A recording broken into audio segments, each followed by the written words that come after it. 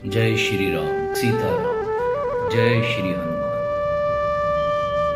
श्री राम जी की पावन और पवित्र कर देने वाली कथा आरंभ करते हैं। जय श्री राम। श्री रामचरित मानस के अंतर्गत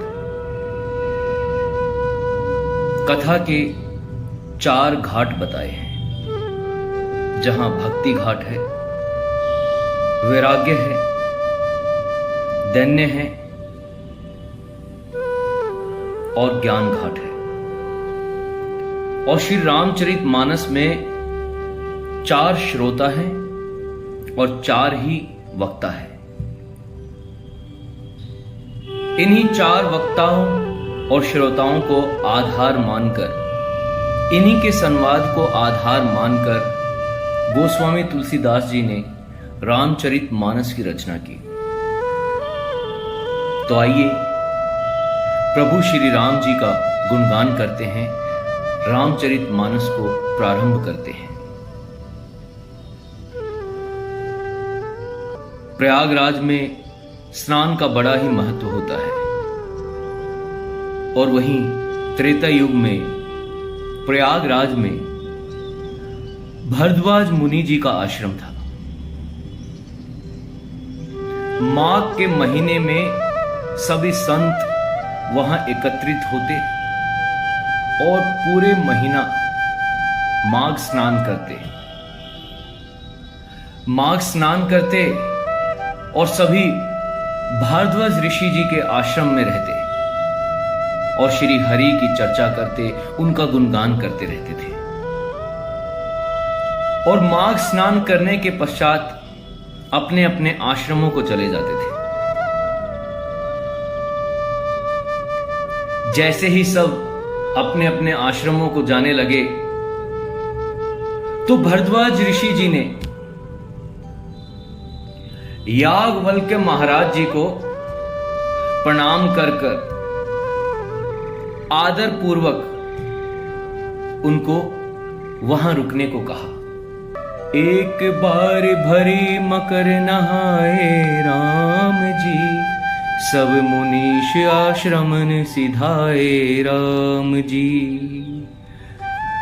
एक बार पूरे मकर भर सब स्नान करके सभी मुनीश्वर अपने अपने आश्रमों को लौट गए। जाग बलिक मुनि परम विवेकी राम जी, भरद्वाज राखे पद टेकी राम जी। और परम ज्ञानी परम विवेकी याज्ञवल्क्य मुनि जी को चरण पकड़कर भारद्वाज मुनि जी ने वहां रख लिया और उनसे विनती की कि हे महाराज, आप कुछ समय और इस आश्रम में रुकिए। कि हे महाराज, आप कुछ समय के लिए और इस आश्रम में रुक जाइए। सादर चरण सरोज पखारे राम जी, अति पुनीत आसन बैठारे राम जी। भारद्वाज जी ने याज्ञवल्क्य जी को बड़े ही पवित्र आसन पर बैठाया, आदर पूर्वक उनके चरण कमल धोए और उनकी अनेकों प्रकार से पूजा करने लगे। करी पूजा मुनि सुजसु बखानी राम जी, बोले अति पुनीत मृदुबानी राम जी। और उनके सुयश का वर्णन करने लगे और फिर अत्यंत ही कोमल और पवित्र वाणी से बोले। क्योंकि भारद्वाज ऋषि जी के मन में एक संशय आ गया था, और वो संशय क्या था? नाथ एक संशय बड़ मोरे राम जी, करगत वेद तत्व सबु तोरे राम जी। याज्ञवल्क्य जी को भारद्वाज ऋषि जी ने कहा कि हे नाथ, मेरे मन के अंदर बड़ा ही भारी संदेह उत्पन्न हो गया है, और आप वेदों के ज्ञाता है, तत्व को जानने वाले हैं। सारे वेदों के तत्व आपकी मुट्ठी में हैं, और मेरे संदेह का निवारण केवल आप ही कर सकते हैं। कहत सो मोही लागत भय लाजा राम जी, जान कहूं बड़े हो ही अकाजा राम जी। और मैंने आपको इसीलिए रुकने को कहा है कि मैं अपने संदेह को दूर कर सकूं। हे नाथ, मुझे आपसे कहते हुए बड़ी ही लाज आ रही है और बड़ा भारी भय उत्पन्न हो रहा है। भय इसलिए उत्पन्न हो रहा है कि कहीं आप ये ना समझ लें कि मैं आपकी परीक्षा लेना चाह रहा हूं, और लाज मुझे इसलिए आ रही है कि इतनी आयु बीत जाने के बाद अभी तक मुझे ये ज्ञान क्यों नहीं हुआ। तो लाज मुझे इसलिए आ रही है। और यदि मैं आपसे भय के कारण या लाज के कारण ये ना पूछूं तो मुझे बड़ी ही भारी हानि होगी, क्योंकि मैं अज्ञानी ही बना रहूंगा। इसलिए हे नाथ, मैंने मन में यह विचार किया है कि गुरु रूप में मैं आपको पूज रहा हूं और आपसे ज्ञान हासिल करना चाहता हूं, ज्ञान प्राप्त करना चाहता हूं, और आप मेरे संदेह का निवारण करेंगे। मैं आपकी शरण में हूं, आपके अधीन हूं।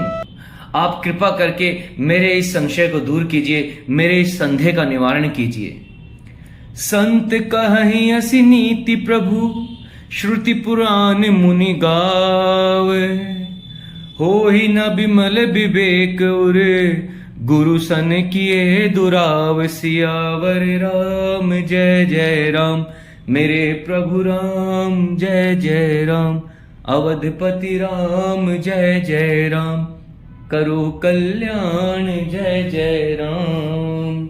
बोलो बजरंग बली की जय, बोलो सिया राम जी की जय हो।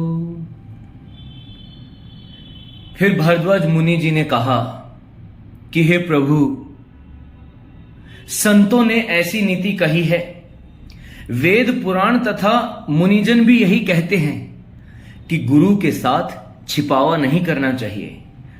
जो गुरु से छल करता है, गुरु से छिपावा करता है, उसके हृदय में कभी भी निर्मल ज्ञान नहीं हो सकता।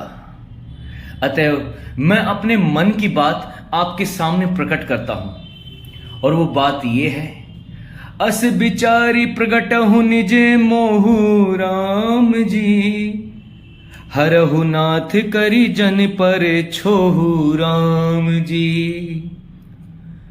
राम नाम कर अमित प्रभावा राम जी, संत पुराण उपनिषद गावा राम जी। हे प्रभु, इसीलिए मैं ये सोचकर आपके सामने अपना अज्ञान प्रकट करता हूं, और मुझे पूर्ण विश्वास है कि गुरु के सामने जो शिष्य अपना अज्ञान प्रकट करता है, गुरु उस अज्ञान को मिटाकर ज्ञान में बदल देते हैं। हे नाथ, सेवक पर कृपा करके इस अज्ञान का नाश कीजिए। संतों, पुराणों और उपनिषदों में राम नाम की असीम महिमा का गान किया गया है। हे प्रभु, मुझे इसी बात का संशय है। संतत जपुत शंभु अविनाशी राम जी, शिव भगवान ज्ञान गुण राशि राम जी। उस राम नाम को निरंतर, उस राम नाम को निरंतर, जो कल्याण स्वरूप है, जो ज्ञान स्वरूप है, जो गुणों की राशि है, उसको सदा भगवान अविनाशी शिव निरंतर जपते हैं, निरंतर राम राम नाम का जप करते हैं। महामंत्र जेहि जपै महेशु राम जी, मुक्ति हेतु काशी उपदेशु राम जी। आकर चारि जीव जग अहि राम जी, काशी मरत परम पद लहि राम जी। काशी मरत परम पद लहि राम जी।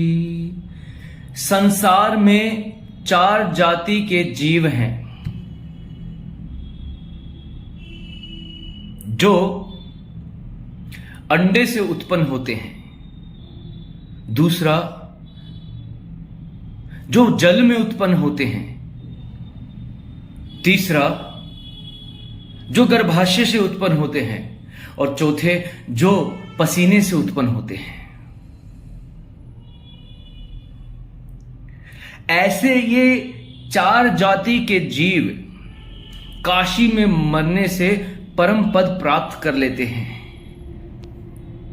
सोपी राम महिमा मुनि राया राम जी, शिव उपदेश करत करि दाया राम जी।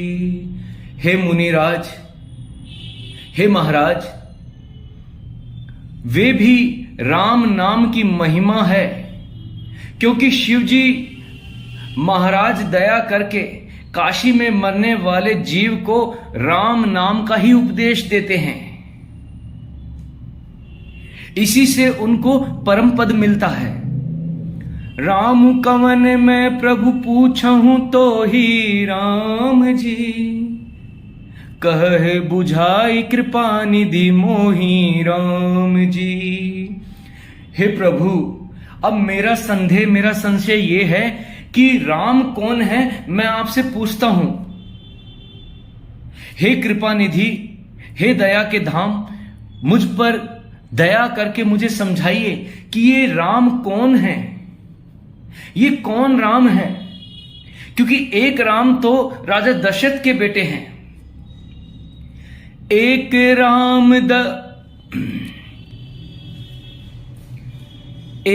राम अवदेश कुमारा राम जी, तिनकर चरित विविध संसारा राम जी। क्योंकि एक राम तो अवधेश नरेश राजा दशरथ के कुमार है, उनके पुत्र हैं, उनका नाम राम था, और जिनके चरित्रों को सारा संसार जानता है और उनका अनुसरण करता है, उन चरित्रों को गाता है। नारी बिरह दुख लेहु अपारा राम जी, भयहु रोष रन रावण मारा राम जी। भयहु रोष रन रावण मारा राम जी। उन राम ने स्त्री के वियोग में अपार दुख सहा और क्रोध आने पर युद्ध में रावण को मार डाला। क्या ये वही राम है जिनका सुमरण भगवान शिव निरंतर करते रहते हैं? प्रभु सोई राम की अपर को जाहि जपत त्रिपुरारी, सत्य धाम सर्वज्ञ तुम कहु विवेकु विचारी। सियावर राम जय जय राम, मेरे प्रभु राम जय जय राम। अवधपति राम जय जय राम, करो कल्याण जय जय राम। बोलो बजरंग बली की जय। हे प्रभु, इसलिए मैं विनय करके आपसे पूछता हूं कि क्या ये वही राम है या कोई दूसरा राम है जिनको शिवजी महाराज जी जपते रहते हैं? आप सत्य के धाम हैं और सब कुछ जानते हैं। ज्ञान विचार करके कहिए और मेरे अज्ञान को मिटाइए। याज्ञवल्क्य जी महाराज के सामने भारद्वाज ऋषि जी हाथ जोड़कर बैठ गए, उनके श्री चरणों में अपना मस्तक झुका दिया, उनके श्री चरणों में अपना मस्तक नवाया और उनके मुख की ओर निहारने लगे।